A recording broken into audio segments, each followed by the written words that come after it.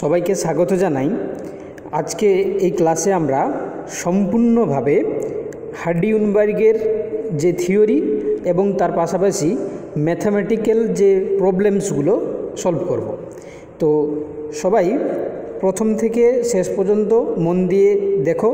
আশা করি আজকে নতুন কিছু শিখবে, যেগুলো ভবিষ্যতে হার্ডি-উইনবার্গের যে প্রবলেমস থিওরিটিক্যাল এবং ম্যাথামেটিক্যাল সবগুলোই ক্লিয়ার হয়ে যাবে।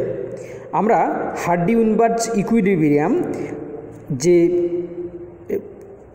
ইকুইলিব্রিয়ামটি 1908 খ্রিস্টাব্দে জিএইচ হার্ডি এবং ডাব্লিউ উইনবার্গ দুজন সায়েন্টিস্টের মাধ্যমে আমরা ইকুইলিব্রিয়াম পেয়েছি। এই ইকুইলিব্রিয়াম থেকে আমাদের বায়োলজিক্যাল কিছু প্রবলেমস রয়েছে, সেই প্রবলেমসগুলোকে আমরা সমাধান করতে পারি। কি যেমন কোনো পপুলেশানে আমরা জিনের এলিলিক ফ্রিকোয়েন্সি ডিটারমাইন করতে পারি, তার পাশাপাশি জিনোটাইপের ফ্রিকোয়েন্সি আমরা ডিটারমাইন করতে পারি।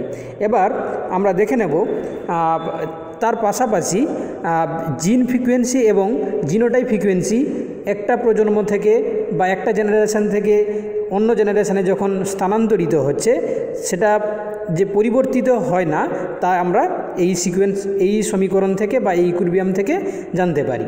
তবে এই নীতির কয়েকটি বিশেষ শর্ত সাপেক্ষ ব্যাপার রয়েছে, সেই শর্তগুলো আমরা দেখে নেব। অর্থাৎ হার্ডি এবং উইনবার্গ তার নীতি যৌন জননকারী প্রাণীদের ক্ষেত্রে কয়েকটি বিশেষ লিমিটেশান দিয়েছিলেন, সেই লিমিটেশানগুলো আমরা পরপর দেখে নেব। তো লিমিটেশানে প্রথমে আমরা যদি দেখি, পপুলেশানের সদস্যদের মধ্যে যদি অবাধ যৌনজনন ঘটাতে দেওয়া হয়, পপুলেশানটির আকৃতি যদি বৃহৎ হবে, পপুলেশানের মধ্যে কোনো মিউটেশন যদি না ঘটে, এরই পাশাপাশি পপুলেশানে ইমিগ্রেশন এবং ইমাইগ্রেশন অর্থাৎ পরিযান বা অন্য কোনো স্থান থেকে এসে ইমাইগ্রেশন যদি না হয়, এবং পপুলেশানের প্রাকৃতিক নির্বাচন বা ন্যাচারাল সিলেকশন যদি না ঘটে, তখন আমরা এই হার্ডি-উইনবার্গের যে ইকুইলিব্রিয়ামের সত্যতা প্রমাণ করতে পারব। এবার হার্ডি-উইনবার্গের সূত্র অনুসারে কিছু কিছু ঘটনাবলী আমরা দেখে নেব। যেমন কোনো পপুলেশানের অটোজমে অবস্থিত gene frequency one generation to next জেনারেশানে কি থাকবে, ফিক্সড থাকবে, কোনোভাবে চেঞ্জড হবে না।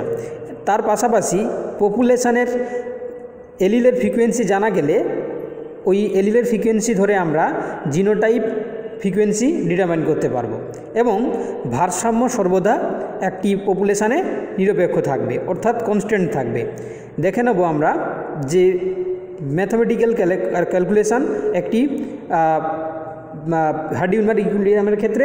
তো তার আগে ম্যাথামেটিক্সে যাওয়ার আগে আমরা কিছু থিওরি জানব, যে পপুলেশান, জিন পুল এবং জিন ফ্রিকোয়েন্সি বলতে আমরা কি বুঝি।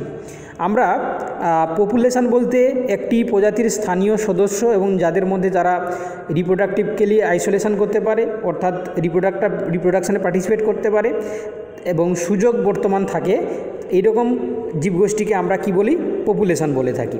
এবার জিনপুল বলতে ওই পপুলেশানের অন্তর্গত সমস্ত সদস্যদের জিনের যে মোট সংখ্যা, সেটাকে আমরা জিনপুল দিয়ে ডিটারমাইন করি।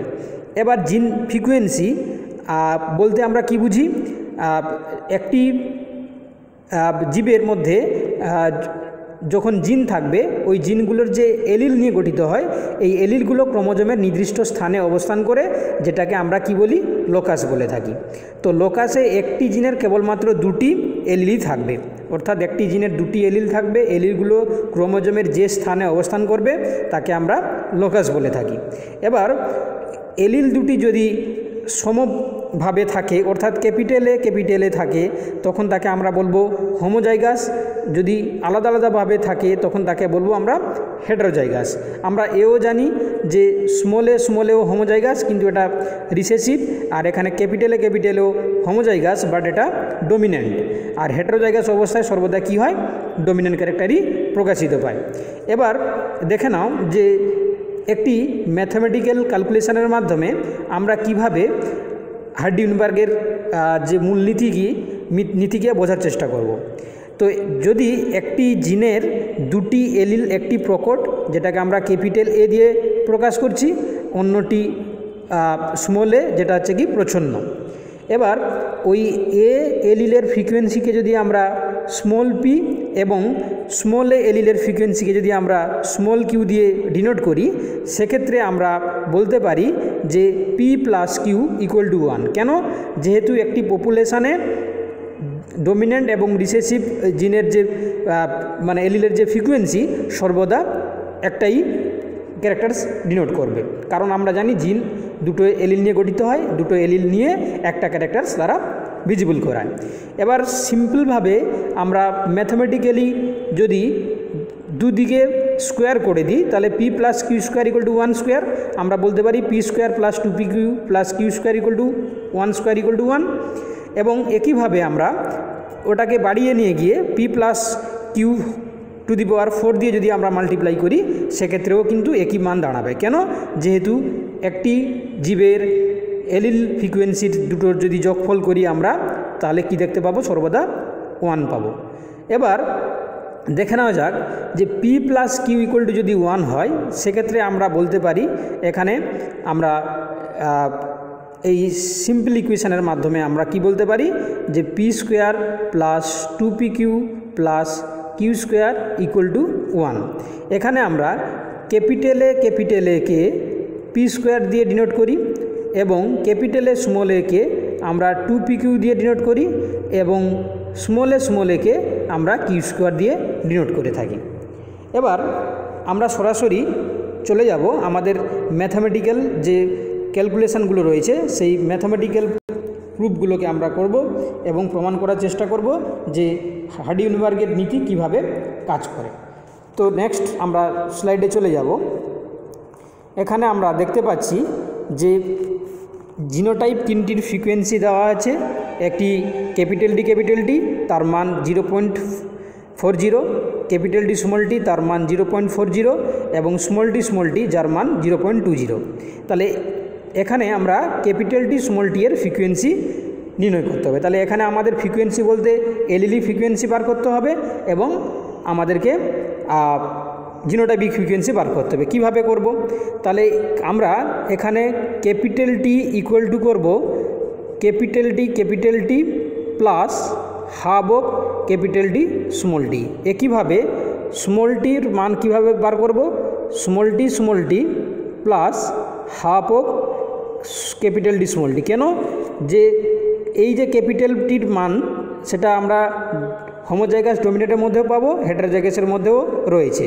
তাহলে সেক্ষেত্রে আমরা ইকুয়াল টু দিয়ে করতে পারি। এখানে ক্যাপিটাল টির মান দিয়েছে 0.40 প্লাস যদি হাফ অফ আমরা 0.40 করি, তাহলে সেখান থেকে আমরা পাবো কি 0.20।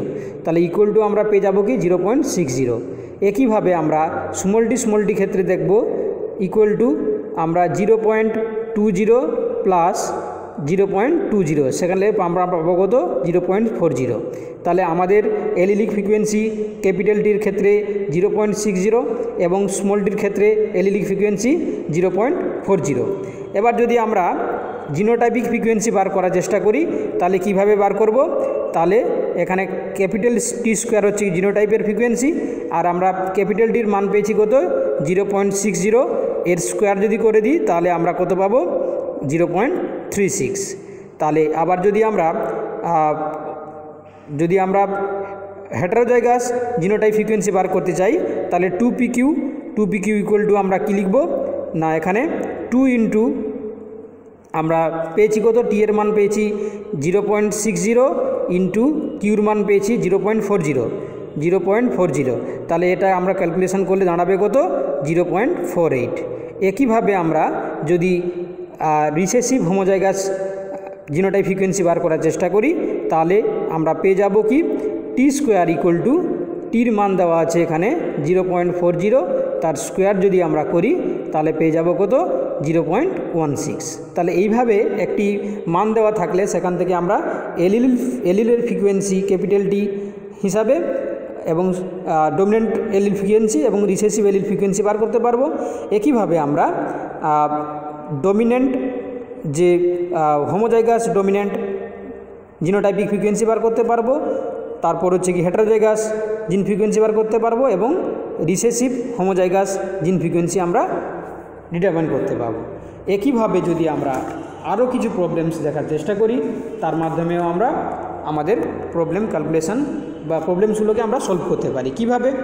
ধরো একটি ইকুয়েশানে আমরা দেখতে পাচ্ছি, এখানে নেক্সট ইকুয়েশান রয়েছে, এখানে একটি প্রবলেমস যে ফিনাইল কিটোনুরিয়া নামক একটি মেটাবলিক ডিসঅর্ডারের সংখ্যা প্রতি 20,000 মানুষের মধ্যে একজন হয়। তাহলে আমরা দেখতে পাচ্ছি প্রতি 20,000 মানুষের মধ্যে একজন হলে তাহলে এইটাকে আমরা কি বলবো? Recessive frequency. তাহলে এখানে আমরা যদি দেখতে পাই বলছে রোগের বাহকের সংখ্যা কত, তাহলে বাহকের সংখ্যা বলতে আমরা কি পাবো না, যারা আছে কি স্মল মানে স্মল হোমোজাইগাস ক্যারেক্টার নিয়ে থাকবে এবং হেটারোজাইগাস প্রকৃতির হবে। তাহলে এক্ষেত্রে আমরা বলতে পারি যে কিউ স্কোয়ার ইকুয়াল টু 1/20,000। তাহলে আমরা এখানে কিউ ইকুয়াল টু যদি করি স্কোয়ার রুট করে দিলে 1/20,000, আমরা কিউর মান কত পাবো না, এটা যদি ক্যালকুলেশন করি আমরা পাবো 0.0070। এবার এখানে আমরা কিউর মান পেয়ে গেলাম। তাহলে আমরা জানি অলরেডি একটি পপুলেশানে দুটো এলিলের ফ্রিকোয়েন্সি যোগফল সর্বদা 1 হয়। তাহলে P plus q equal to 1, এবং আমরা বলতে পারি এখানে পির মান পাবো কত? 1 মাইনাস কিউ, যেটা হচ্ছে 0.9930, এবং সেখান থেকে আমরা 2pq পেয়ে যাব। pq পেয়ে গেলে আমরা 2pq পেয়ে যাব। তাহলে এখানে আমরা 2 দিয়ে এই সংখ্যাগুলোকে গুণ করলে আমাদের মান দাঁড়াবে কত? 0.0139। এবার তাকে যদি আমরা পার্সেন্টেজে লিখি তাহলে 1.39%।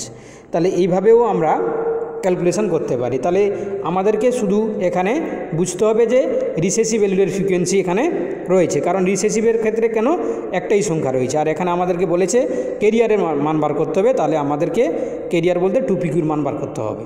আমাদের কিউ ক্ষেত্রে যদি বার করতে বলতো, পির ক্ষেত্রে যদি বার করতে বলতো, তাহলে আমরা পির মানটা যে পেলাম তাকে যদি 100 দিয়ে গুণ করে দিই তাহলে আমরা পার্সেন্টেজে মান পেয়ে যাব। তো এক্ষেত্রে আমরা আরও কিছু প্রবলেমস রয়েছে, সেই প্রবলেমগুলোকে একইভাবে আমরা করতে পারি, কিন্তু আমাদেরকে মনে রাখতে হবে এখানে p plus q equal to 1, এটা এলিলিক ফ্রিকোয়েন্সির মান দেওয়া থাকলে সেখানে আমরা কাজ চালাবো এলিলিক ফ্রিকোয়েন্সি, এবং p square plus 2pq plus Q square এই যে ইকুয়েশানটার ক্ষেত্রে আমরা জিনোটাইপিক ফ্রিকোয়েন্সির ক্ষেত্রে মান বসাবো, জিনোটাইপিক ফ্রিকোয়েন্সির ক্ষেত্রে মান বসাবো। এবার সর্বদা আমাদেরকে মনে রাখতে হবে একটি পপুলেশানে হার্ডিনবার্গ তখনই কাজ করবে যখন ওই পপুলেশানে কিছু নির্দিষ্ট সূত্র মেনে চলতে হবে। যেমন সেই শর্তগুলোকে আমাদেরকে মনে রাখতে হবে, মিউটেশন ঘটা যাবে না, ন্যাচারাল সিলেকশন বা প্রাকৃতিক নির্বাচন ঘটা যাবে না, পরিযান এবং জেনেটিক ড্রিফট যে ঘটনা সেগুলো ঘটা যাবে না।